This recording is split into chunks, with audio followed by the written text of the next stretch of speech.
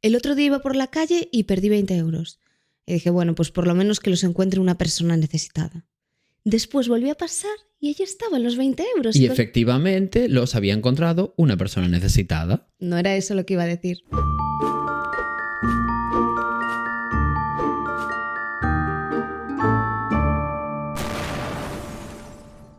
Muy buenas, yo soy Yayo. Yo soy Coral. Y estáis escuchando Sofá, Manta y Crimen, el podcast que jamás recomendaría tener una dieta sana. Porque eso lo único que hace es prolongarte esta vida. ¿Y quién quiere eso? Uy, qué positivo te veo hoy. Es que me he dado cuenta, Coral, de que la vida solo es sufrimiento. De verdad te lo digo. Además siento como que me da señales contradictorias todo el rato. ¿A qué te refieres? Mira, pues, por ejemplo, la sociedad me empuja de alguna forma a que tengo que aprender a decir que no a las cosas. Pero, sin embargo, le digo que no a mi jefa a ir a trabajar este lunes y ¡pum! Me despiden. Bueno, a ver. No, o incluso me dicen, sigue a tu pasión, pero ¿qué hago si mi pasión es dormir? ¿Tengo también que perseguirlo? No, a ver, ya te digo yo que eso no funciona. Yo la he perseguido tanto que me ha puesto una orden de alejamiento. ¿Y aquí me tienes? Siendo una absoluta desgraciada. Siendo una absoluta desgraciada. Que tiene que trabajar 8 horas al día para poder pagarse la terapia por tener que trabajar 8 horas al día. Exacto. Qué fácil es arrastrarte a mi fango. También te digo de sufrimiento, Coral, y de depresión. Sí, la verdad es que sí. Y bueno, cuando quieras, empezamos con nuestro segundo trabajo, ¿no? Que viene siendo este podcast. Sí. Además, hoy te toca empezar a mí. Me toca a mí. Ah, pues entonces todo es un mundo de felicidad. Quiero decirle a la gente que a ver si nos vuelve a dejar valoraciones, porque hace mucho que no nos valoran. Basta. Basta de acosar a la gente. No, lo quiero decir. Y que si no nos vais a poner algún comentario positivo, lo vamos a borrar, evidentemente. Eso va a pasar. Sí, es una dictadura. Ya están avisados. Sí, no se respeta la libertad de expresión en este podcast. No se respeta para nada. No se respeta. Y ya, si nos quieren seguir y comentarnos, maravilloso. Perfecto. Bueno, pues empecemos con mi caso. La historia que os voy a contar hoy... Es que, Coral, es que no tengo palabras para definir lo muchísimo que os va a encantar. ¿Es el caso de Spider-Man? Podría ser. Lo digo por el título. ¿Por qué? Ah, Parker. Bueno, podría ser. El caso de Peter Parker. Sí, siento que un poco lo es. Va a haber besito, en plan uno boca abajo, otro boca arriba. No, no lo va a haber. Ya me parecía. Pero me encantaría. Sí. Bueno. Ya digo, es un caso viejo, así que es muy probable que todo el mundo, todo el universo, menos yo, lo conozca. Pero vamos a fingir que no es así por el bien de los spoilers, de los futuros spoilers. Así que, bueno, es un caso largo, aviso, y cuando yo digo esto, ya sabéis que sus 45 minutitos igual se vienen. Sí, hoy va a quedar un episodio largo. Para los que os gustan los episodios largos. Sí, igual hoy cae una hora y media, ¿eh? Sí, sí. Porque tu caso también creo que era largo, ¿no? Me dijiste. Muy largo. Bueno, pues ya lo que se tenga que venir. Sí. Pero bueno, vamos allá. Hoy tenemos no una, sino dos protagonistas en esta historia. Pero bueno, de momento vamos a hablar de Juliet Hulme. Bueno, Hulme, no sé cómo se pronuncia, para no liarnos, ¿no? Juliet es una chiquita que nació en 1938 en Londres, UK, para los colegas. Y a pesar de esto... Lo que os voy a contar hoy, bueno, no es un caso de Reino Unido exactamente, sino neozelandés, que ya no es el primero, pero bueno, ya lo iréis entendiendo porque esta historia es compleja. Vienen muchos acontecimientos, aquí hay muchísimo contexto, pero es importantísimo. Juliet era una hija de una familia bastante adinerada, así en general, la verdad. El padre de Juliet era médico, pero además era como un médico muy reconocido, como que era rollo científico de repente, ¿no? Y la madre era una consejera matrimonial, que deberías de seguir tú, Coral, pero bueno, la verdad que no puedes hacer un viaje en el tiempo a 1938, ¿no? Entonces igual no te quiere venir muy bien. No, y matrimonial. Tienes que tener una pareja, un matrimonio, sí. Ya, sí que es verdad. Bueno. El caso es que la madre era una consejera matrimonial muy conocida en la época, así que eran, bueno, como un poco una familia de multimillonarios, ¿no? Para que me entendáis. O sea, si tuviesen un perro, sería Real Fooder y tendría un Instagram con más Instagrames, o sea, más followers que nosotros. Ya. Es así. Entonces, bueno, pues eso es un poco la realidad de la vida de esta chiquita. La movida es que Juliet, cuando era súper pequeña, súper pequeña, Ya me estoy viendo venir el chiste. casi tanto como Coral, así que imaginaos lo pequeña que era, le diagnosticaron tuberculosis. Que por cierto, segundo capítulo seguido que cuento en el que alguien le diagnostican tuberculosis. En plan, es como mucha casualidad. Y no es la primera casualidad que va a haber con respecto a mi caso de la semana pasada. Ya lo veréis. El caso es que con este diagnóstico en esa época, claro, había muchísimas posibilidades de doblar servilleta, de llamar a la puerta de San Pedro. Bueno, ya me entendéis, ¿no? Yo si fuese tú, cuando hablas de alguna enfermedad, como que las explicaría mucho como para que parezca que sabes cosas. No, pero es que Ya no que las no sé. sabes nada, Pero es pues que por no lo las menos sé. presumir en algo de tu tema. No, pero no sé nada. Ya, eso también es verdad. No sé. Bueno, puedes seguir. Bueno, el caso es que con este diagnóstico ya digo, ¿no? Como que era un poco sentencia en esa época, en 1938. Así que pensad que, bueno, yo qué sé, estamos hablando de finales de los años 30, principios de los años 40, por eso te digo que era un poco sentencia de muerte. Pero hoy en día la tuberculosis... Hoy en día nada. Nada, Te tomas un vale. antibiótico ahí andando, pero bueno, a ver, no, que es una enfermedad grave, pero ya me entendéis. Que no muere normalmente la gente por tuberculosis en un país con una sanidad avanzada. Pero hace 100 años sí. Ya, yo es que cuando era pequeña, bueno, me lo estoy buscando un poco. Cuando era pequeña me habían vacunado porque había como alguien de clase tenía tuberculosis. Sí, pero bueno, sí. Sí, es que antiguamente se vacunaba de la tuberculosis. De hecho, hay mucha gente que hoy en día da positivo como de una prueba que se llama Mantoux, o sea, que detecta como anticuerpos de la tuberculosis precisamente por tener la vacuna. Vale. Entonces, bueno, whatever, el caso, esto no nos interesa. Así que los padres de Juliet, para que no muriera, porque no les quería venir nada bien por lo que sea, decidieron mandarla al Caribe y a Sudáfrica. Sí, sí. Porque allí, como había climas más cálidos, pues suponían que había más posibilidades de que Juliet se recuperara y su salud mejorara. Entonces no muriera de la tuberculosis. Esto ocurrió así, ¿no? Anda. Así que también te digo, si hay que tener un poquito de tuberculosis a cambio de que me manden a vivir al Caribe, creo que estoy dispuesto a pagar el precio. La verdad, no tendría ningún tipo de problema. Un poquito de tuberculosis siempre se tuvo, ¿eh? No pasa nada. Vale. No sé hasta qué punto podemos decir esto. Hasta todos los puntos. Y bueno, ¿os creéis que estuvo, yo qué sé, un par de meses en el Caribe? Pues no, un día más. Estás súper equivocada, Coral. No estuvo un par de mesecitos en el Caribe / Sudáfrica. Es que no sé decir exactamente cuánto tiempo estuvo Juliet por ahí perdida por el mundo, porque tampoco es que lo pusiera en ningún sitio, ¿no? Pero realmente tuvo que ser bastante tiempo, tuvo que ser muchos años, porque cuando se reencontró con su familia, tenía ya su poquito de 13 años, y cuando se había ido, pues tendría 2-3 años, porque era muy pequeñita. Acordaros que os dije que era igual de pequeñita que Coral. Entonces, claro, igual estuvo fuera, imagínate, 10 años o 8 años en el Caribe / Sudáfrica. Vale, pues cuando Juliet cumplió sus 13 años, su padre fue nombrado rector de la Universidad de Canterbury, que está en Nueva Zelanda. Así que toda la familia se instaló allí y como tenía un clima mucho más cálido que el Reino Unido, que no es difícil, pues Juliet se pudo ir a vivir allí con el resto de su familia, básicamente, y se pudo como reencontrar con ellos. Vale, genial. Y de esta forma se fue a vivir con el resto de su familia. ¿Qué pasa? Que claro, realmente Juliet llevaba mazo de años separada de su familia. Pues eso, lo que os dije antes, sobre 10 años, o aunque fueran 8, aunque fueran 7, imagínate. Mazo de años.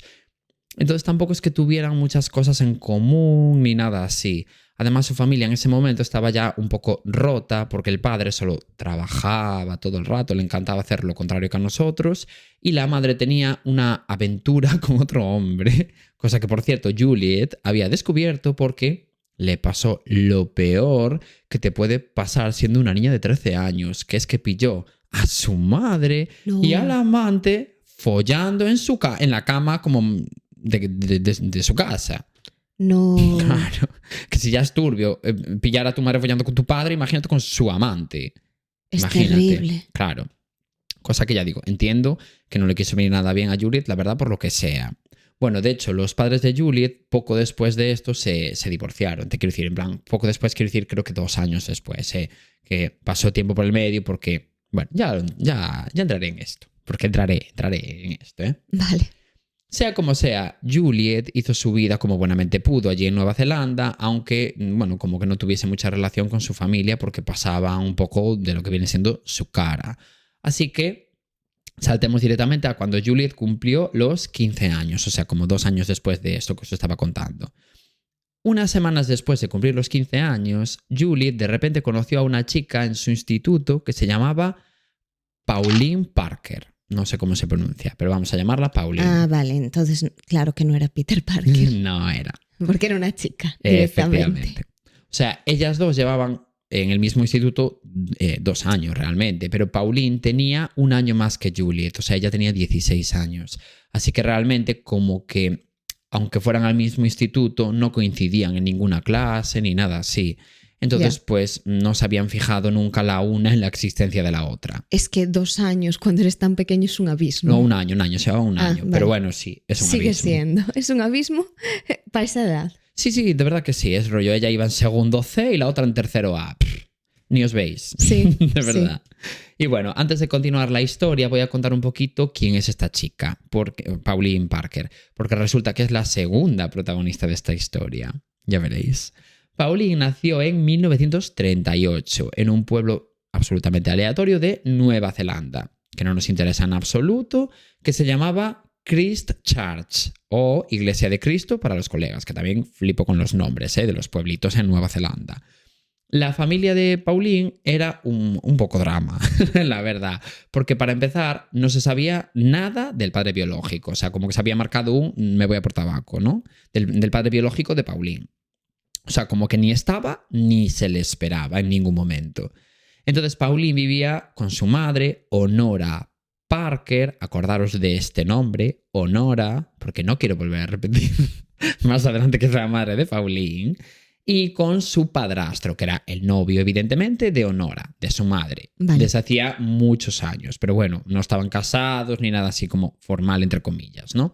Porque, a ver, formal era porque llevaban juntos como 15 años, pero ya me entendéis.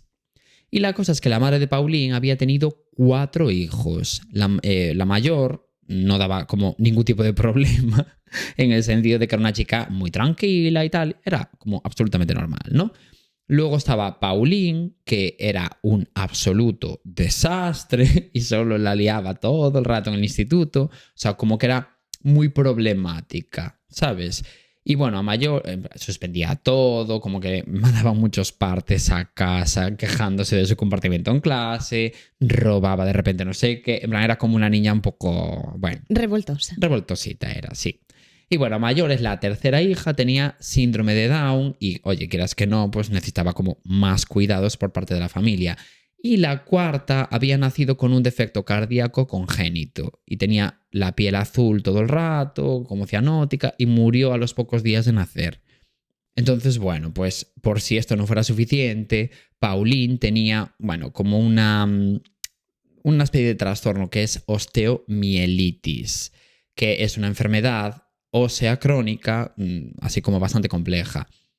Así que ya digo, en esa casa había bastante drama, ¿sabes? Porque parecía que les habían echado un poco una maldición en el café o algo. Porque era muy mala suerte tener una hija que, jolín, muere a los pocos días de nacer, otra hija con síndrome de Down y otra hija con osteomielitis, que es una enfermedad crónica.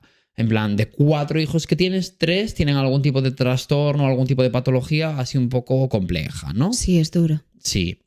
Y bueno, sea como sea, esta osteomielitis de Pauline fue un poco lo que provocó que Juliet y ella se conocieran, porque como Juliet tenía muchos dramas respiratorios por el tema de todo esto de la tuberculosis y Pauline tenía la osteomielitis, pues fue un poco como el nexo de unión que hizo que ellas dos se hicieran súper amigas al compartir experiencias vitales sobre enfermedades y esas cosas. Sí, y los problemas compartidos parecen menos problemas. Exacto. Es como cuando haces un examen y los dos os sale mal, pues como que no te sientes tan mal. Sí, totalmente.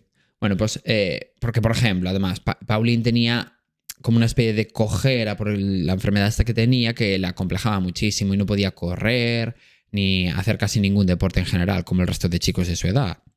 Y Juliet empatizaba muchísimo con esto, porque ya le pasaba un poco lo mismo con los problemas respiratorios que tenía. Y a mayores de esto, Juliet y Pauline se empezaron a obsesionar mucho con las historias de Agatha Christie y de Sherlock Holmes, que, ¿te acuerdas que te dije que había como una segunda coincidencia con el capítulo de la semana pasada? Pues aquí está, ¿os acordáis que en el caso de la semana pasada el chico se dio cuenta de lo del ricino por los libros de Agatha Christie? Es verdad. Pues... Sí, que si no os lo habéis escuchado, os estáis perdiendo un buen caso. Sí, la verdad que sí.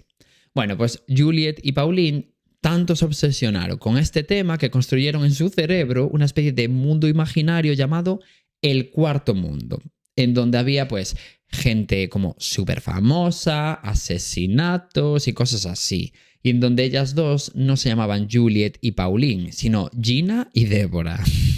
Vale, me gusta. Sí, yo se lo compro. Juliet era como un poco la encargada de escribir los acontecimientos que iban pasando en ese mundo imaginario y Pauline era pues la que interpretaba lo que Juliet escribía. Era como la actriz. Vale. De forma que un día eran, pues yo qué sé, de repente detectives, otro día eran protagonistas de una película, otro día eran directoras de cine, en fin. Tenían como un mundo completamente paralelo entre las dos. Pero en 1953 se vino el drama otra vez, porque Juliet tuvo una recaída con su tuberculosis y tuvieron que ingresarla en un hospital que había específicamente para personas que tenían este tipo de patología. Y estuvo su poquito de 4 meses ingresada en el hospital. A ver, también te digo, las dos tenían una vida súper dura. Sí, en realidad sí, ¿eh? Jolín, porque eran jóvenes aquí, igual tenían, yo qué sé, pues eso, 15 años, por ahí tendrían.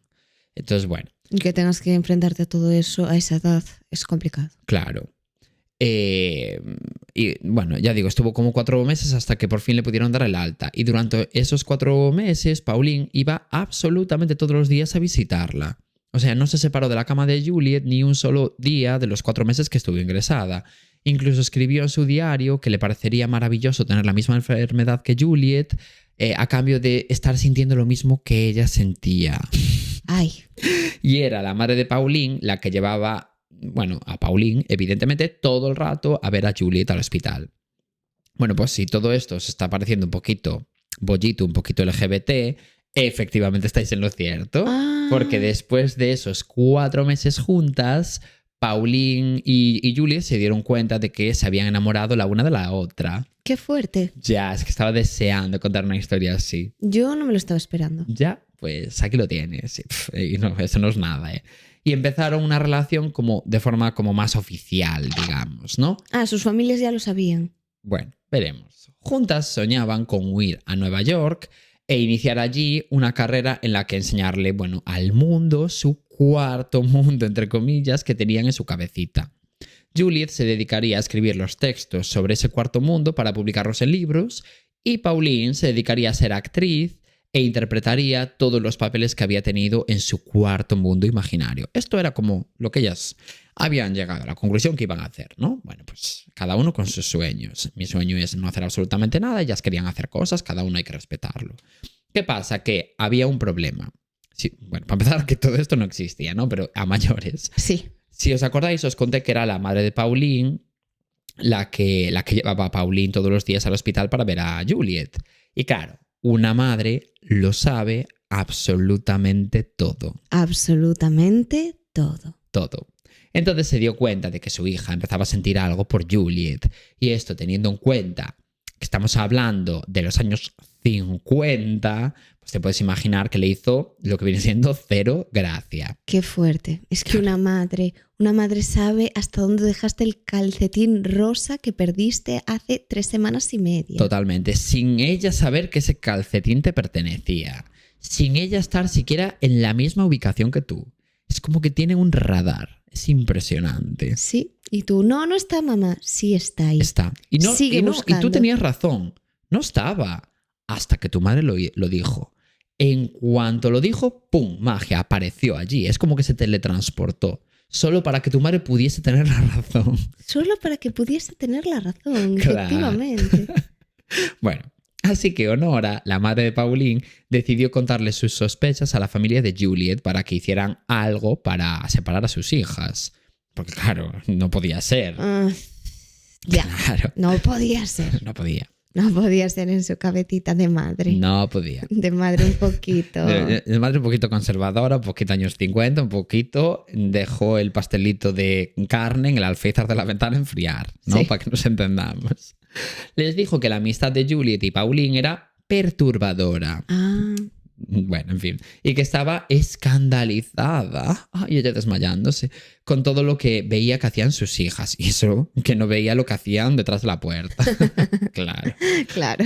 Y claro, la familia de Juliet se alarmó muchísimo, porque ¿cómo iban a tener ellos una hija lesbiana? No puede ser nada de eso.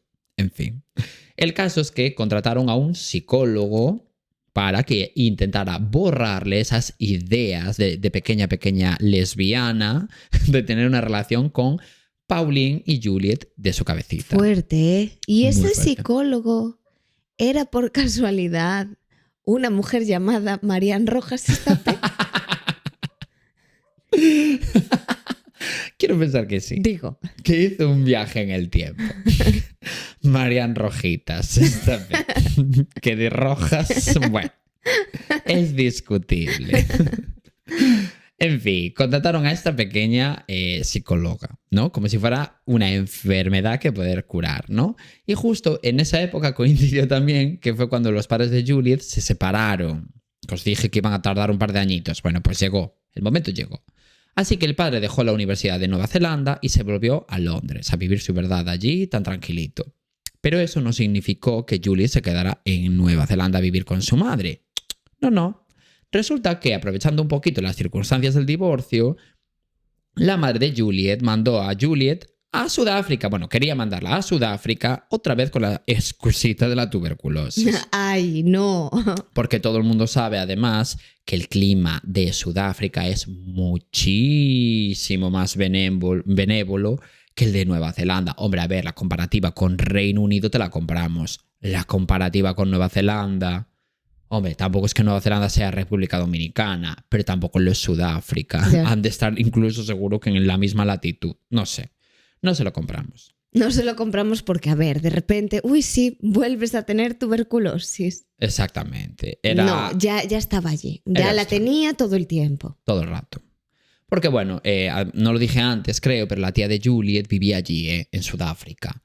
O sea, quiero decir, no es que la mandara primero al Caribe, en plan, ala, vete al Caribe, que Ya. nos comes oreja aquí en Londres. No, tenía familia en el Caribe. Y luego su tía vivía en Sudáfrica. Entonces luego fue a Sudáfrica y después ya fue cuando se fue a Nueva Zelanda. Entonces la madre quería que Juliet volviese a vivir con su tía, Vale. que además realmente había sido como la madre de Juliet toda su vida, en verdad. Sí, a ver, las quería alejar una de la otra. Exacto. Su idea era separar a Juliet de Pauline. Vale, pues cuando la madre de Juliet le dijo lo de Sudáfrica a Juliet, ella, por lo que sea, no se lo tomó nada bien y decidió contárselo a Pauline. Pauline, obviamente, tampoco se lo tomó nada bien, así que juntas llegaron a la conclusión de que la única opción era que Pauline se fuera con Juliet a Sudáfrica, ¿no? Y ya vivir allí, pues, su amor alejadas de sus padres pesados. Me dio miedo lo que ibas a decir, pero vale. Ya. Jugué un poquito. ¿Y qué se le ocurrió a Juliet para convencer a su madre de ello? Pues lo mejor que funciona en este mundo, el chantaje. ¿Os acordáis que os conté que Juliet había pillado a su madre follando con su amante? Bueno, pues Juliet también se acordaba. Y nunca le había dicho nada a su padre sobre ello. Así que le dijo a su madre que, como no la dejara llevarse a Pauline a Sudáfrica, se lo contaría todo a su padre, con todo lo que ello supondría de cara al divorcio, en el sentido de que, pues igual se quedaba, yo qué sé, sin alguna de las propiedades que tenían en común el padre y la madre en el juicio del divorcio o alguna movida así, ¿sabes? Claro, ya estaban separados, pero estaban como en todo el rollo En ese. trámites. Vale. Así que la madre de Juliet, que de tonta tenía lo que yo de melena, es decir, nada, aceptó que Pauline se fuera a Sudáfrica con Juliet.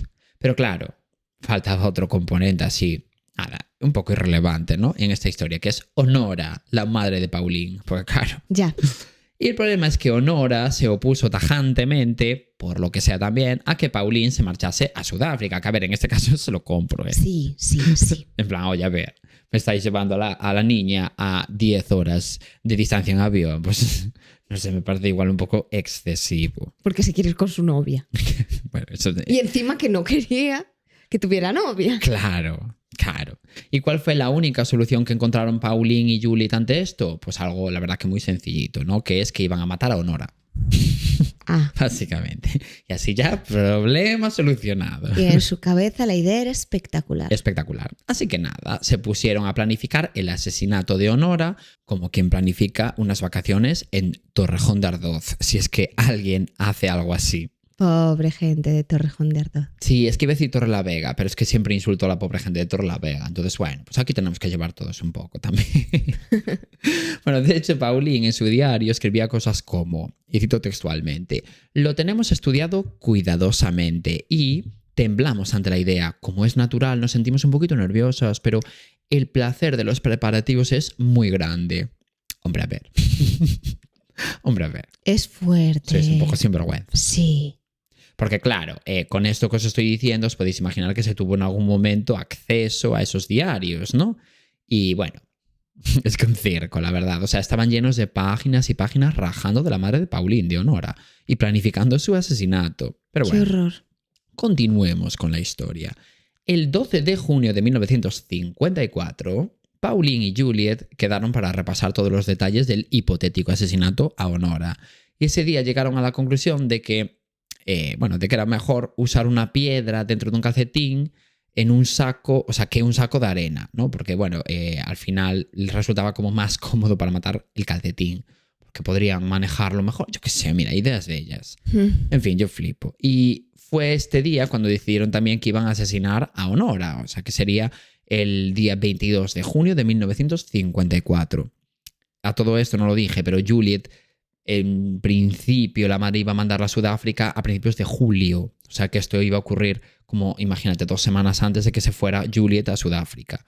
Entonces así, si desaparecía la madre de Pauline, Juliet podía chantajear a su madre y entonces se podría venir Pauline porque ya no habría como el impedimento de Honora. No sé si me explico. Pues casi mejor era que Honora la dejase también irse directamente. Claro, pero ella igual no contaba con que su hija quisiera asesinarla, ¿no? Ya. Pero bueno, el día anterior al día marcado para el asesinato, Pauline escribió lo siguiente en su diario. Y cito textualmente. Me siento tan ilusionada como cuando uno prepara una fiesta sorpresa. Mi madre ha destruido toda la belleza y el feliz acontecimiento se producirá mañana por la tarde. La próxima vez que escriba en el diario, madre estará muerta. Qué extraño sentimiento de placer. Es como el día previo a Navidad. ¡Yujú! La fiesta del asesinato. A ver, Pauline, ubícate en tiempo y espacio. No lo está, ¿eh? Nada ubicada. Bueno, pues llegamos al día marcado en el calendario, ¿no? El 22 de junio de 1954. Ese día, Honora salió a pasear con Pauline y con Juliet, fingiendo absoluta normalidad, por un parque. Bueno, Honora estaba tan normal. Sí, no, claro, Honora sí. Por un parque absolutamente aleatorio de esa ciudad que os dije antes, ¿no? De Christchurch. Y estuvieron por allí con un poquito de habladurías, un poquito de tu, e incluso tomaron un té en un bar mono del parque, ¿no? ¿De qué hablas antes de asesinar a alguien? Pues... ¿A tu madre? Pues de lo lesbianas que son tus hijas y tú no lo has asumido. De eso estaban hablando, ¿no? Bueno, pues después del momento T, quiero decir, siguieron caminando por un sendero random del parque. Era un parque muy grande, que había senderos, había lagos, había puentes, había cosas, había bares, bueno. Y en ese sendero, Juliet tiró una piedra brillante de color rosa al suelo sin que Honora se diera cuenta y siguieron caminando. Vale, pues llegó un punto del sendero en el que tenían como que dar la vuelta y claro, tuvieron que deshacer un poco el camino que habían hecho. Así que llegaron al punto en el que Juliet había tirado la piedra rosa. Pauline avisó a su madre, Honora, y le dijo, mira mamá, qué piedra tan preciosa. La piedra que, claro, había tirado Juliet previamente. Y Honora se fijó en la piedra y se agachó para recogerla.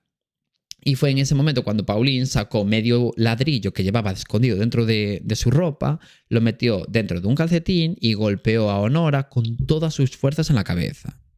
Honora cayó, claro, al momento, obviamente, ¿no? Porque la verdad que el golpe había sido como súper fuerte. Pero aunque Honora cayó al suelo, no estaba muerta. De hecho, ni siquiera había perdido el conocimiento. Simplemente pues, se llevó el golpe, ¿no? Que ya bastante era. Qué horror.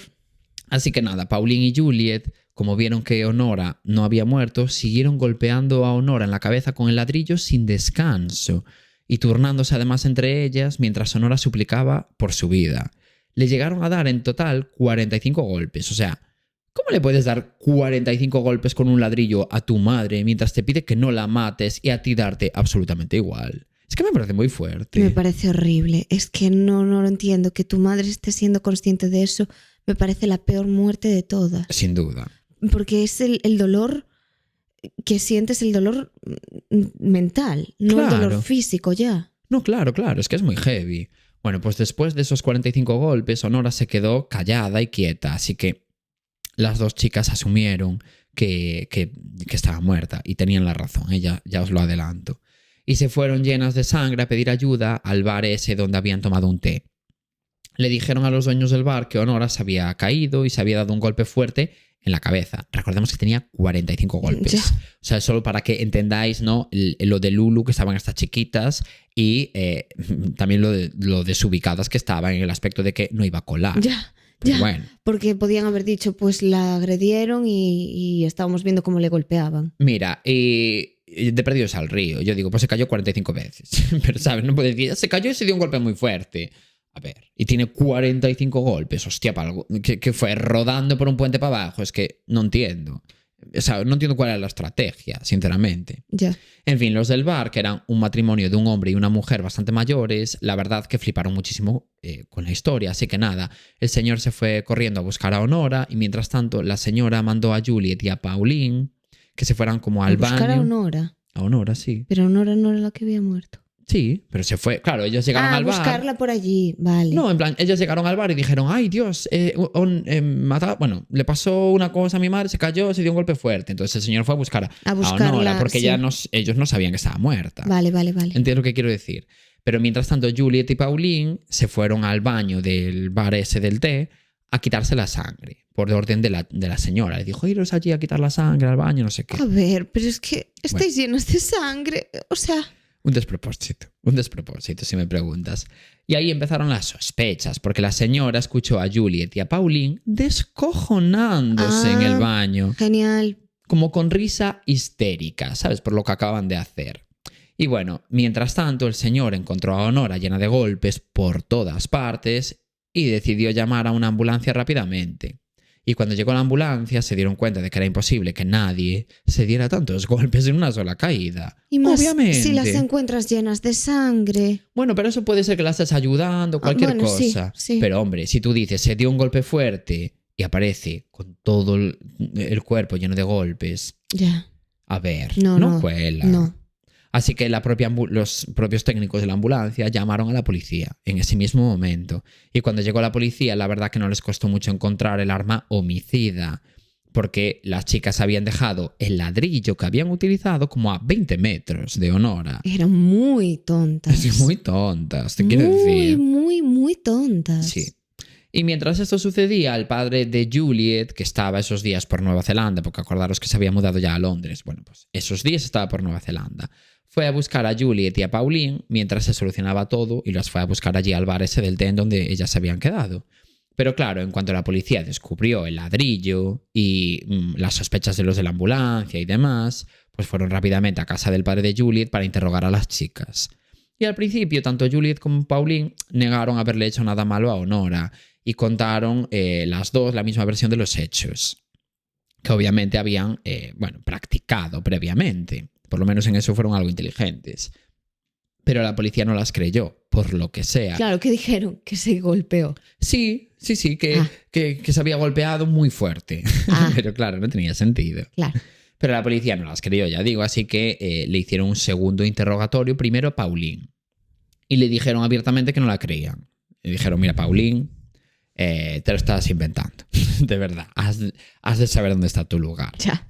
Entonces Pauline se puso nerviosa y acabó confesando que fue ella la que había atacado a su madre. Y además dijo que Juliet no había tenido nada que ver con el asesinato, que ella no sabía nada. O sea, Flipo, ¿eh?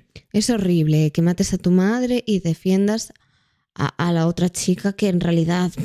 Claro, pero ella estaba Jolín, vale, enamoradísima. sí, pero me da igual. No, pero este detalle es importante por lo que va a suceder en el futuro. No, ya, imagino, tienes que estar enamoradísima para decir... No, espérate, no te adelantes. Tú escucha lo que yo te estoy diciendo. Después de eso, la policía se llevó detenida a Pauline y cuando revisaron su cuarto fue cuando encontraron el diario del que os estuve hablando todo el rato, ¿no? Y en donde venía explicado cada mínimo detalle de todo lo que había ocurrido. Así que tampoco tuvo la policía, bueno, que imaginarse mucho lo que había ocurrido, en realidad, porque ya venía todo ahí bien explicadito. Ya. Claro. Encima dejas un diario lleno de pruebas. Claro. Es que eran tontísimas. Además, en los diarios, Pauline hablaba de que el plan lo estaba haciendo con Juliet. Así que la policía volvió a interrogar a Juliet, a pesar de que Pauline había dicho que ella no tenía nada que ver en el asunto. Y en ese interrogatorio, Juliet contó más o menos la verdad, ¿no? Un poco disfrazadita, o sea, todo hay que decirlo, porque, por ejemplo, contó que ella no sabía nada del plan de Pauline, pero que de repente se había encontrado a Pauline dándole ladrillazos a su madre y ella, como ante todo era una buena amiga, quiso ayudar a Pauline para que se librara de la cárcel. Por eso yo te decía lo de Pauline, porque Pauline cogió y dijo, no, Juliet no tuvo nada que ver, y Juliet a la mínima que pudo me dio a Pauline. Y le dijo, uy, no, yo participé, pero bueno, porque se me fue un poco la pinza, pero la idea fue de ella. A ver. No me esperaba que fuese buena persona tampoco, ¿eh? Ya, no. pero un poco sapo. Sí. Y bueno, después de esto, obviamente, fueron las dos llevadas a juicio y allí los psiquiatras llegaron a la conclusión de que Juliet y Pauline habían sufrido como una especie de trastorno psicótico compartido.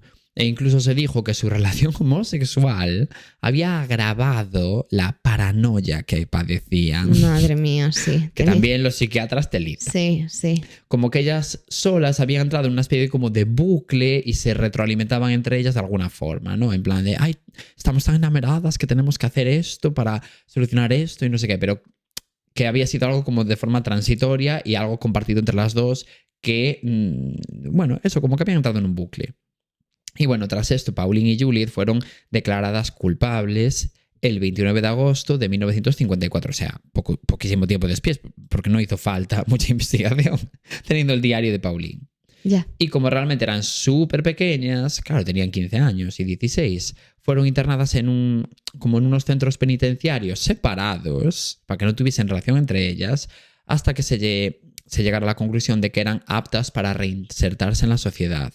Quiero decir, como que no les pusieron lo típico de 12 años de pena. No había un número concreto de cárcel. Simplemente es hasta que las autoridades vieran que ellas estaban capacitadas para volver a la sociedad. Y a mayores se las condenó a separarse y no volver a tener contacto la una con la otra si no querían volver a la cárcel. O sea, como que les dieron, imagínate, libertad condicional y la condición era que no se volvieran a ver nunca más. Madre mía. Que es fuerte, es en fuerte, su vida. Es fuerte. O sea, como que el problema era ese. Era que estabais juntas. Ah. Que es raro. No que fueseis malas personas. No. Erais vosotras juntas. Claro. Porque erais pareja. Claro. Sí, de verdad que fue eso. De hecho, fueron puestas en libertad 5 años después, con la condición esa, ¿no? De que jamás se volvieran a ver o a comunicarse, ni siquiera por carta. Y como curiosidad, o sea, aquí hay varias curiosidades. Es que 5 años me parece muy poco. A ver, eran muy pequeñas, entonces claro, las leyes no son iguales, sí. Eso también es verdad. Pero bueno, ya digo, aquí hay muchas curiosidades que contar, ¿no? Que es que vais a flipar, ¿no? De Pauline y de Julie después de la cárcel. Pauline estudió para ser bibliotecaria y en cuanto terminó su libertad condicional, que fue en 1980, se fue de nuevo, se fue de Nueva Zelanda, se fue de hecho a Reino Unido, al norte de Reino Unido, y nunca más volvió. Vale. Por si acaso le volvían a poner las mismas condiciones extrañas. Y en cuanto a Juliet, es que vais a flipar. Después de varios años viajando, se cambió el nombre de Juliet a Anne Perry, para oír un poco como de su pasado. Y diréis, ¿y a mí qué me importa? Pues si este nombre os suena, no es que os hayáis dado un golpe en vuestras pequeñas cabecitas o que os haya dado un ictus de repente. Es que Anne Perry efectivamente es una escritora muy famosa a día de hoy. O sea, Juliet, bajo este nuevo nombre, el de Anne Perry, se convirtió en una famosa escritora de novela negra escribiendo sobre asesinatos, espionaje, historias de detectives y movidas así. O sea, ganó muchísimos premios, incluso literarios, y vendió millones de libros con sus historias. Todo esto sin que nadie supiera nunca quién era Anne Perry realmente, hasta que llegamos al año 1994. Este año, Peter Jackson decidió, el director, por ejemplo, de películas como El Señor de los Anillos, decidió estrenar una película basada en este caso, ¿no? En este caso que os estoy contando, el de Parker Hulme, Uy. que es como se llama el caso. Y esta película se llama Criaturas Celestiales. Y esta fue, por ejemplo, la primera película que hizo Kate Winslet. O sea, te quiero decir que había gente muy famosa e incluso esta película llegó a ganar un Oscar, que es una película muy conocida. Sí, sí. Y con la tontería de la película, los periodistas empezaron como a indagar sobre quiénes serían hoy en día Juliet y Pauline. Y poquito a poco fue así como llegaron a descubrir que Anne Perry era en realidad Juliet, porque Perry era el apellido por parte materna de Juliet. Entonces es como que, bueno, pues juntaron así hilos y llegaron a descubrir eso, que Anne Perry era Juliet. Y te puedes imaginar el escándalo que se montó en ese momento, ¿no? Cuando se supo toda esta información. Anne Perry / Juliet tuvo que desaparecer, la discográfica, iba a decir, la editorial tuvo que dar explicaciones. Bueno, un Cristo, ¿eh? Es fuerte, ¿eh? Es muy fuerte, porque claro, es una escritora de asesinatos y ella había cometido uno. Claro, Es yo heavy, ¿eh? puedo entender que hasta cierto punto tengas derecho a rehacer tu vida, Sí. pero ¿de verdad tienes que escribir sobre asesinatos cuando has hecho tú eso? Es que... No, a ver, a mí no me parece mal que lo haya hecho, pero como mínimo me resulta curioso. En plan, no me parece mal en el aspecto de que, bueno, ella claramente estaba reinsertada, nunca más volvió a saberse de nada que hubiese hecho ni nada así, ¿eh? Pero es fuerte. Es fuerte. Es fuerte. Es fuerte, ¿eh? Es muy fuerte. Y es un poquito controvertido. Es controvertido. Pero bueno, Sí. ya digo, yo no lo veo mal, ¿eh? Jolín, tienes derecho a rehacer tu vida. Pero sí, bueno, pero sí que... en serio, sobre asesinatos no habría otro tema así de actualidad para hablar que no fuese ese. A ver, es que ella, claro, recordad lo del cuarto mundo este Ya. que se habían inventado. Y hablaban de Agatha Christie, de Sherlock Holmes. Claro. Era el mundo que a ella le molaba. Y a Pauline igual. De hecho, de Pauline poco se sabe, pero se llegó a encontrar a Pauline también. Creo que fue en el año 2008, o sea, muchos años después. Y vivía trabajando de bibliotecaria en un pueblo aleatorio de Escocia. Muy cerquita de donde vivía, por cierto, Juliet. Entonces, como que la gente quiere pensar que se volvieron a ver en algún momento de la vida. O que como mínimo, Pauline compró los libros de Juliet, de Anne Perry. Qué fuerte. Que es muy fuerte. Sí, sí. Bueno, yo ya os dije que era un caso largo y un caso pelita. Sí, sí, sí. Increíble. Bueno, y cuando quieras es tu momento. Vale, pues voy a introduciros un poco en lo que voy a contar. El 22 de diciembre de 1983, en Nueva Jersey, la policía recibió una llamada que no pintaba nada bien. Alguien aseguraba haber encontrado el cuerpo de una niña que llevaba meses desaparecida. La policía fue allí y lo que se encontraron no era precisamente una estampa navideña. Era el cuerpo en descomposición de una chica de 13 años, envuelto como si fuese una momia casera y escondido dentro de una pared. ¡Ay, Dios! Y llevaban casi un año buscándola sin suerte. Y resulta que había estado ahí todo ese tiempo. Y bueno, había marcas de tortura que dejaban claro que la niña había sufrido muchísimo. Hombre, pues a ver, estaba empalada. Sí. Y la policía no tenía demasiadas dudas sobre quién era el responsable de semejante atrocidad. Dios. Así que se viene caso complicado. Vale. Bueno, vamos a ponernos en contexto, que a los fans del True Crime nos gusta más un buen trasfondo que a un asesino en serie una furgoneta sin ventanas. Así que vamos a ello. Mary Moore, de 37 años, natural de Nueva Jersey, sí, ese estado donde parece que todo el mundo tiene una historia criminal incluida en el certificado de nacimiento. En todo el país. Sí. Nació en una familia tradicional, pero tradicional en los casos que contamos, claro. Porque su padre Alexander y su madre María eran dos expertos en destrozar la infancia a su hija con maltrato psicológico nivel manual de cómo no criar a un ser humano. Spoiler, lo hicieron fatal. Miedo. Además, cuando Marie tenía 20 años, la cosa fue de mal en peor, porque fue víctima de abuso sexual. Y como si la vida no tuviera ya suficiente con ella, se quedó embarazada. Pero bueno, ella, con más valor que el guionista de Caso Cerrado, decidió tener al bebé. Así que nació Tammy, que vino al mundo con una madre bastante traumatizada y cero estabilidad emocional. Estaba ahí el karma observando desde el cielo con una copa de vino. Porque claro, esta chica, o sea, la madre de Tammy, Marie Moore, había tenido una infancia muy, muy, muy complicada. Y encima vas y te quedas embarazada después de que abusen sexualmente de ti. Ya, a ver, bueno, no es la mejor de las ideas, la verdad. No, pero decidió tenerla y la verdad es que salió bien, porque Marie y su hija tenían muy buena relación. El problema es que esta relación quizás era demasiado buena, ya que Marie le permitía a Tammy hacer lo que ella quería. La consentía y jamás le castigaba o le reñía. O sea, no había nada de normas, nada de límites, todo era un sí reina. Pues para adelante, me parece bien. Sí, pero no. Porque realmente también esto es negligencia, en plan dejarle hacer a tu hija todo lo que le dé la gana. Y a medida que Tammy fue creciendo, empezó a preguntarse quién era su padre. Pues un día, mientras estaban sentadas en el sofá, apareció un famoso que se llamaba Billy Joel. Era un cantante y compositor, pues ya digo, una superestrella de ese momento. Y por supuesto, una persona que absolutamente nadie esperaría que tuviese algo que ver con la vida de Tammy. Pero Marie le soltó a su hija que ese era su padre.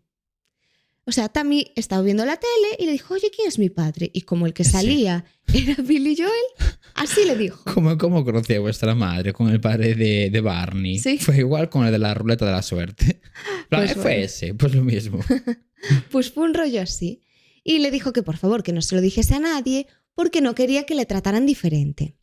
Nada como inventarse una paternidad con una estrella de rock para dar un toque dramático a tu vida. Sí. Eso sí, Billy Joel y Marie evidentemente no se conocían ni de vista, pero Marie pensó, ¿quién necesita la realidad cuando puedes vivir en el maravilloso mundo de la fantasía? Estoy tan absolutamente de acuerdo. Si puedes inventártelo todo. Todo.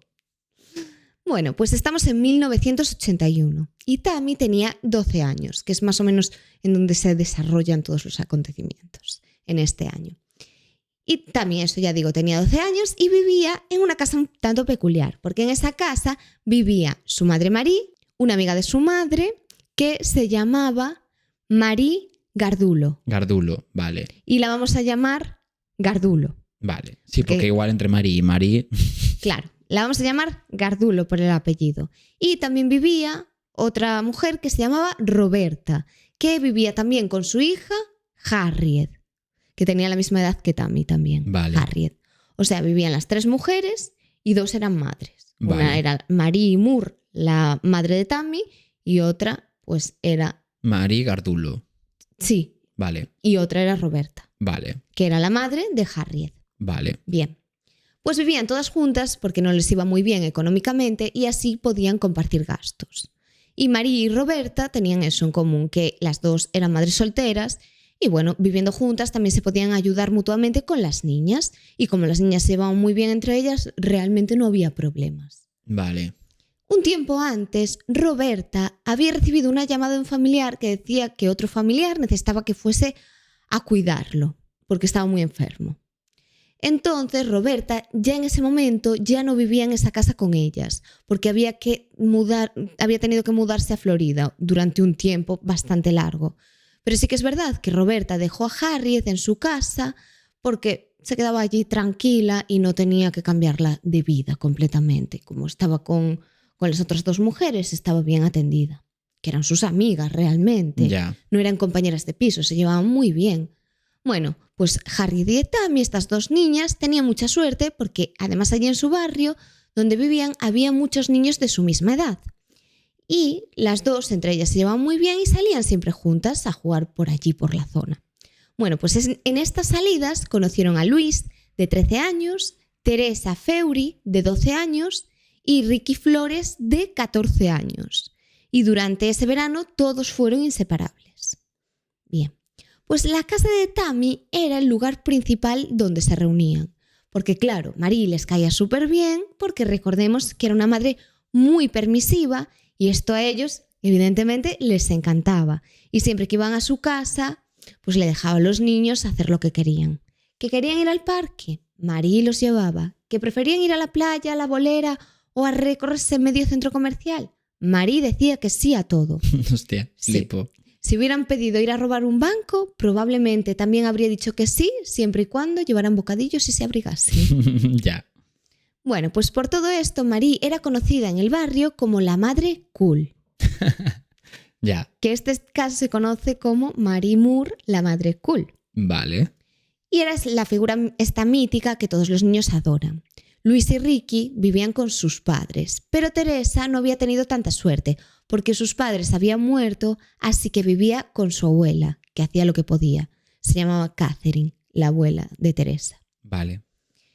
Y bueno, sin una madre real a mano, Teresa vio en Marie una especie de versión alternativa, una madre suplente, pero bueno, con la ventaja de que no ponía normas y no reñía. De hecho, los niños querían tanto a Marie que la llamaban mamá, de forma cariñosa, porque al final, ¿quién no querría una madre que en vez de educarte parecía dispuesta a dejarte jugar a la ruleta rusa si con eso te entretenías un rato? O sea que se llevaban muy bien con ella, había mucha confianza y a ver, eso de que no pusiese normas Era un detalle. estaba bien. Bueno, pues el verano había sido una fantasía. Sol, juegos, cero normas y una madre que parecía más una monitora de campamento que una figura de autoridad. Ya. Pero como todo lo bueno, se acabó. Llegó el colegio y con él lo que solo puede describirse como el comienzo del delirio colectivo. Miedo. Sí. Marie, que hasta ahora había sido la madre cool, empezó a recibir llamadas constantes en su casa. Y recordemos que los niños iban mucho allí. Entonces los niños, con toda la confianza que le tenían, le preguntaron quién llamaba tanto. Y ella, con toda la tranquilidad del mundo, les dijo que era Billy Joel. Sí, el Billy Joel, el cantante, el que era supuestamente el padre de Tammy. Claro, te iba a decir, el padre de Tammy. Pues les explicó, claro, el padre, que quería reconquistar a Marie y de paso poner orden en la casa.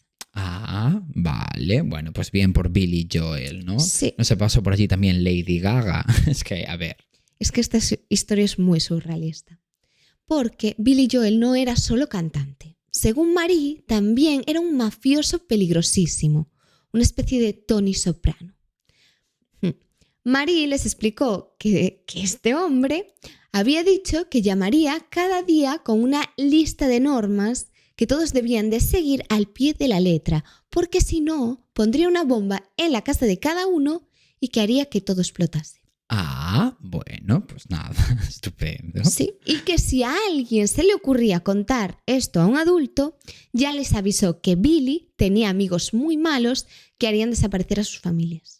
A ver, igual se le fue un poco de las manos. Claro, pero eran unos niños. Era fácil convencerlos. Bueno, igual a mí me convences, ¿eh? Sí. Dependiendo de a la hora a la que me cuentes esto, tú me lo dices a las 7:30 de la mañana y yo te digo, vale, pues nada, un saludito a Billy. Sí. De verdad. Y Billy también quería que todos fuesen, antes de ir al colegio, allí a la casa y al salir del colegio, para poder hacer las tareas que les había asignado. Y de pronto tenían unas normas que seguir cuando antes eran completamente libres y podían hacer lo que quisieran. Unas normas que ni siquiera eran en su casa. Claro.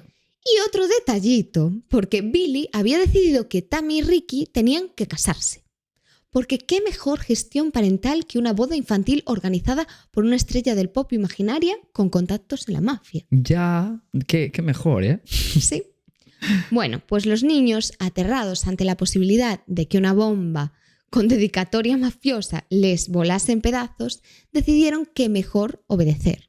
Así que cada mañana, antes de ir al colegio, pasaban por casa de Marie a hacer las tareas de Billy Joel y al salir vuelta otra vez como buenos esclavos infantiles. Vale, nada, bueno, pues estupendo. Sí, y cada vez que entraban en la casa, el teléfono sonaba mágicamente, casualidades de la vida, y Marie recibía instrucciones de Billy. Instrucciones que, como no, siempre eran para los mismos, todos menos Tammy. Ya. Tammy era No, porque como... Tammy, nada, Sí, normas de qué. Ella no tiene nada de eso. No, era como la princesa del apocalipsis, porque podía hacer lo que le saliera del alma, ver la tele, irse a jugar, comer galletas, mientras los amigos fregaban suelos, cocinaban, recogían la casa, que era su casa. Claro. No, es que ella podía hacer lo que le saliera del alma o del coño incluso. Sí, tal cual. Bueno, pues obviamente Billy Joel no tenía ni idea de que esta comedia macabra existía. ¿Quién era quien llamaba en realidad? Pues la propia Marie, que aprovechaba que trabajaba en la operadora telefónica, bueno, en una operadora telefónica para programar las llamadas falsas. O sea, que había hecho esto solo para convertir a un grupo de niños en su servicio doméstico gratuito. Así de creativa era. Ni Menos a su Nolan, hija. ¿eh? Ya, total. Pero a su hija no. No. Por lo menos tenía un poco de respeto. Sí. Bueno, pues otra genial idea de Billy Joel, mafioso, fue nombrar a Ricky Flores como verdugo oficial. Si algún niño no hacía bien una tarea, Ricky tenía que castigarlo físicamente con un bate de béisbol. Ah, bueno, pues nada, un saludito, vuelvo a decir, para Billy. Sí, porque claro, limpieza con amenazas de muerte no era suficiente. Había que añadir palizas a esto. Marie, por supuesto, lo supervisaba todo con Billy al teléfono, dándole indicaciones. Y Billy, oye, le está dando una buena paliza. Y Marie, espera que miro. Efectivamente. Sí, era tal cual. Y además, para que se relajasen un poquito más, les dijo que había cámaras y micrófonos por toda la casa que los había puesto Billy y que Billy estaba vigilando en plan gran hermano psicópata. Sí. Bueno, pues los golpes cada vez eran más duros, más frecuentes y Marie pues estaba encantada con su fantasía en modo dirección de orquesta. Pero los castigos ya no eran solo de tipo físico, sino que había más tipos de maltrato. Una vez Billy Joel hizo que los niños se comiesen arena de gato. ¡Ay, Dios! Sí. Bueno, Billy Joel. Sí. Ficticio. El Billy Joel ficticio. Qué pobre Billy. Sí. Además, Marie conocía todas las circunstancias familiares de estos niños porque se llevaba bien con las familias y sabía que Luis, por ejemplo, tenía una familia que se preocupaba por él y que se le golpeaba fuerte, sus padres se podían enterar al ver los moratones. Sin embargo, en el caso de Harriet no era igual, porque recordemos que su madre se había marchado a Florida, por lo que recibía muchísimos más golpes y palizas. Y en el caso de Teresa, como realmente se ocupaba su abuela de ella, tampoco tenía mucho cuidado. Ya. En septiembre, Marie ya se había graduado con honores en manipulación y empezó a soltarle a los niños otra película. Según ella, es que vas a flipar, los amigos mafiosos de Billy Joel la habían perseguido en coche y le habían inyectado una droga especial para que Billy pudiera poseer su cuerpo. Perdón. Sí, como si fuera una versión low cost del exorcista. Yo flipo, Sí. O sea, lo que pasaba era que en mitad de una conversación, Marie cambiaba el gesto, ponía voz grave y les decía que Billy hablaba directamente a través de ella. Ah, bueno, tenía suerte que tenía un público entregado. Sí. Porque, a ver, yo creo que a mí ni a las 7:30 de la mañana me hubiese colado. Es fuerte. Y ahora, pues, bye, llamadas telefónicas o la posesión demoníaca de repente. Ya. Se hacía pasar por él como si estuviese en su cuerpo. Bueno, pues hasta Marie Gardulo, la adulta de la casa, se tragó todo esto. Ah, que María Gardulo se lo estaba tragando. Sí. Yo flipo Es con la fuerte. Gardulo, Sí, pero se lo creyó todo. Quiero decir que lo debía hacer en un nivel fuerte porque, jolín, era una persona mayor y estaba viviendo con ellos. O María Gardulo era un poquito también justita. Porque los niños yo se lo compro. Pero María Gardulo... Pues ella tenía muchísimo miedo y no hizo nada. Y bueno, Marie seguía actuando normal como ella, pero cuando Billy como que tomaba el control, se volvía un monstruo repentinamente, porque era en ese momento Billy Joel en persona. Claro, en versión demoníaca. Bueno, pues un día Billy del más allá decidió que Ricky Flores debía cortar con Tammy. Entonces Ricky obedeció. Y poco después Marie le dijo que dejara de ir al colegio y se quedase siempre en su casa. O sea, Marie, siempre que hablo de Marie es supuestamente Billy Joel, haciéndose pasar por en el cuerpo de Marie. Y Ricky, pues más asustado que un gato en una bañera, dejó los estudios sin que sus padres sospechasen nada. A ver, realmente lo hicieron muy bien porque Marie llamó a los padres de Ricky para justificar que el chico tenía un trabajillo de fin de semana. Entonces, los fines de semana no iba a casa. Y por la semana, supuestamente, estaba en el colegio. Que bueno, este trabajo debía de ser mayordomo a tiempo completo. Un poquito sí. Claro, pero ¿qué pasa? Que el asunto empezó un poco a tambalearse cuando la verdadera madre de Ricky llamó al colegio. Y allí le dijeron que su hijo llevaba sin aparecer desde hacía semanas. Y claro, la madre de Ricky lo esperó un día en casa a que apareciera y le dijo que de ahora en adelante no iría solo ni a comprar el pan. Entonces ella lo empezó a llevar directamente al colegio y un día llegó a ver cómo Marie los estaba siguiendo en su coche. Porque claro, ya no lo tenía controlado. Ya.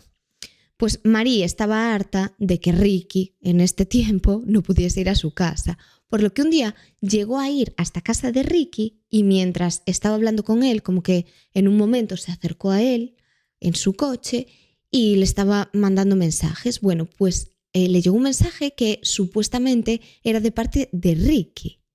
Y claro, mientras estaban hablando, le llegó este mensaje y en el mensaje ponía que tenía que ir a casa de Marie durante un mes entero.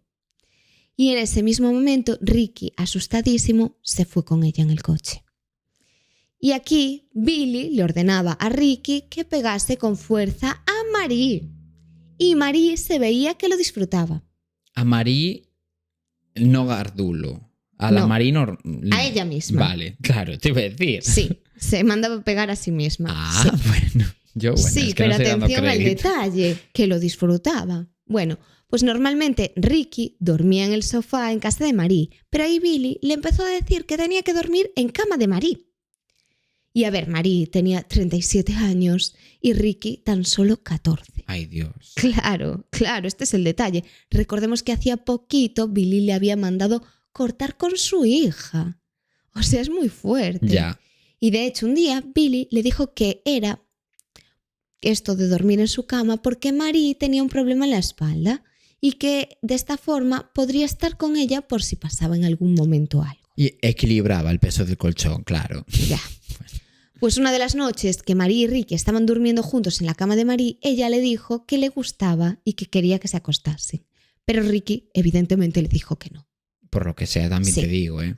Pero unos días más tarde, Billy se apareció en el cuerpo de Marie y le dijo a Marie que quería tener relaciones sexuales con ella. O sea, le dijo, Marie quiere tener relaciones sexuales contigo y tú tienes que satisfacerla. ¿Prefieres ser su hijo o su amante? Y Ricky le dijo que solo la podía ver como una madre. Y Billy le contestó, tú verás lo que decides, pero si le haces daño a Marie y le rompes el corazón, le diré a mis amigos de la mafia que te den una paliza. Y Ricky se asustó un montón y aceptó tener relaciones sexuales con Marie. Ay, Dios. Y ahí fue cuando empezó a abusar sexualmente del chico, el que había sido novio de su hija y que tan solo era un niño. Yo flipo, ¿eh? Es asqueroso, sí. Y claro, Ricky no aguantaba más en este escenario, quería irse, pero Marie no se lo permitía. Y mientras tanto, su madre lo estaba buscando desesperadamente porque, claro, había desaparecido y acabó denunciando la desaparición del niño. Y la policía fue varias veces a casa de Marie Moore, pero ella siempre lo escondía dentro de una pared falsa, así que cuando iban allí nunca lo encontraban. Decían, vale, aquí no está. Increíble. Es fuerte. Es que todo el caso es muy fuerte. Bueno, pues pasado un tiempo, el Billy este poseído dejó marchar a Luis, a uno de los chicos, no sé si te acuerdas de él. Bueno, por fin le dio algo de libertad, se ve que a Marie no le interesaba y además como tenía los padres que lo cuidaban mucho, pues dijo, mira, mejor que se marche. De hecho, Luis había intentado suicidarse 2 veces por la situación que tenía, o sea, estaba completamente roto. Incluso Billy, antes de irse, le ordenó a Ricky, que le diera una última paliza como advertencia para que no hablase con nadie. Y funcionó, porque Luis nunca dijo una palabra, Ya. pero pudo huir de la casa. Y bueno, la casa de Marie en ese momento seguía siendo como una especie de reality show del horror. Allí estaban, recapitulando, Marie, su hija Tammy, Harriet, Ricky y Teresa Feury. la niña que era criada por su abuela Catherine. Bueno, pues esta abuela tenía como muchísimo aprecio por Marie, hasta el punto de que le mandaba dinero para cuidar a Teresa. Y sin embargo, bueno, Marie evidentemente usaba este dinero para su propio beneficio y no para la niña. Y Catherine, inocente, incluso le pidió a Marie que fuera la madrina de Teresa. Tenía muchísima confianza en esta mujer. Ya habían pasado como 50 días de maltratos, imagínate, cuando Marie Gardulo empezó a recibir palizas. La tenía dominada, pero es que ahí ya fueron a por Gardulo. Ya. Todo porque un día intentó defender a Harriet. Y claro, según la farsa de este Billy, esto merecía un castigo. Claro, ya. Todo tiene sentido. Pues sí, muchísimo. Pues en noviembre, Harriet, harta y desesperada, consiguió escapar corriendo descalza y sin abrigo hasta una carretera.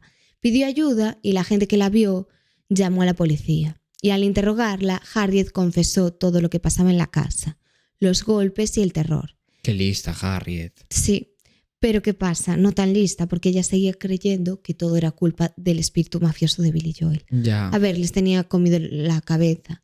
Y le ingresaron una semana en el hospital para tratar las heridas. Ya. Pero no le hicieron caso. Aunque sí que es cierto que, claro, el personal de los servicios sociales fue a casa de Marie a ver qué pasaba.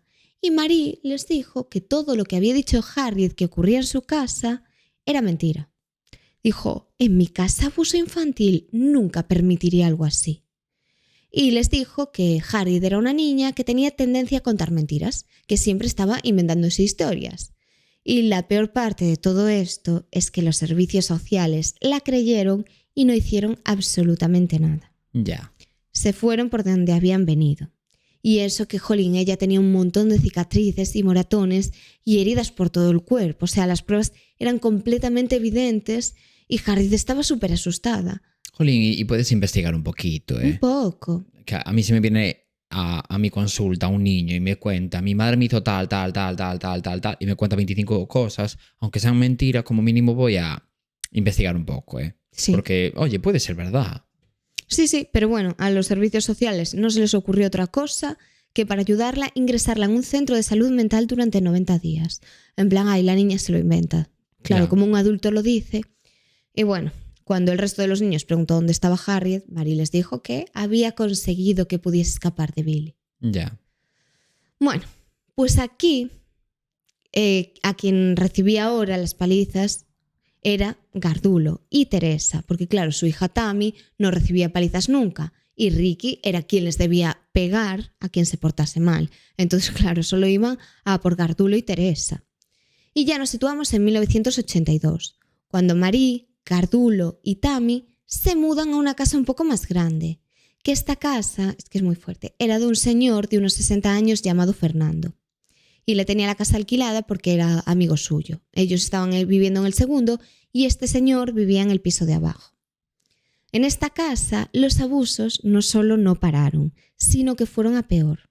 Porque Ricky les tenía que poner esposas a Teresa y a Gardulo, que recordemos que era una mujer adulta y la otra era una niña de 13 años, pues les obligaba a desnudarse y les ponía una esposa, una en la muñeca y a otra en el pie. Y esto entiendo que lo hacía Ricky, pero por órdenes de Marie. No sé con qué intención, pero yo supongo que la de humillarlas, porque estaban desnudas, con una postura rara. Y después les daban patadas, las quemaban con cigarrillos y las dejaban durante horas allí. O sea, y todos estos abusos duraron unos 6 meses. Dios, qué animalada. Y además de abusos físicos, también hubo abusos sexuales. Lo que pasa es que no encontré exactamente qué y mejor. Deja. Está muy bien así. Bueno, pues después de 6 meses, el 31 de mayo de 1982, por fin Gardulo tomó la decisión de irse de esa casa para siempre, que sin tiempo no fue, y dijo que iba a trabajar y nunca más volvió a esa casa de los horrores.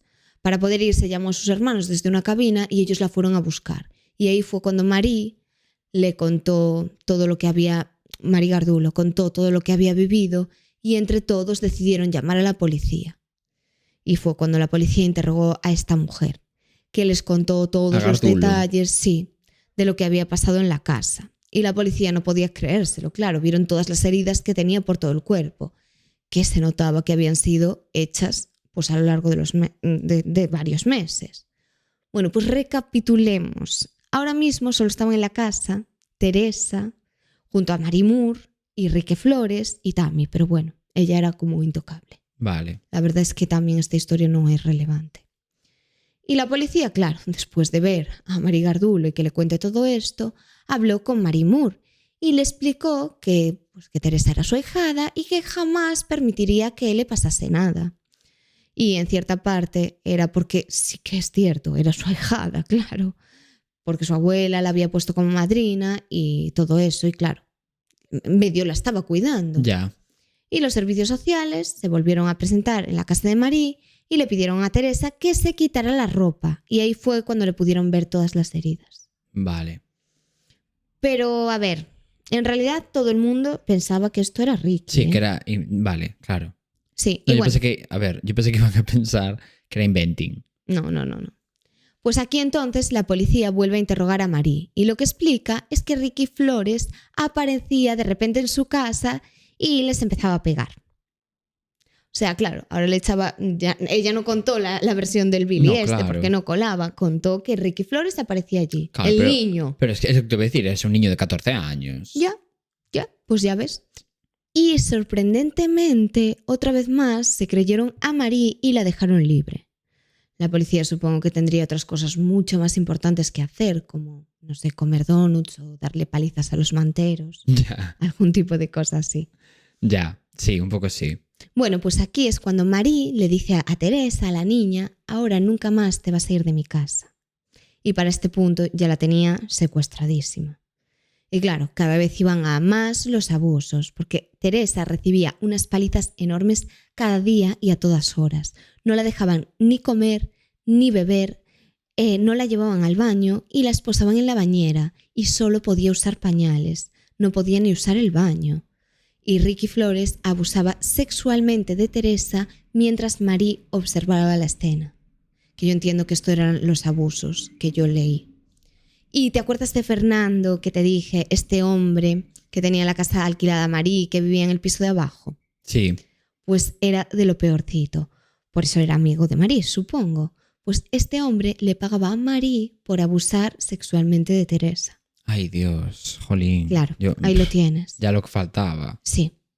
Bueno, pues mientras todo esto ocurría, Catherine, la abuela de Teresa, estaba llamando a la policía diciéndole que no sabía desde hacía mucho tiempo nada de su nieta y que no la conseguía encontrar. Empezaron a pasar las semanas y Teresa empezó a estar tan débil que tenía convulsiones, se desmayaba y estaba medio inconsciente muchas veces.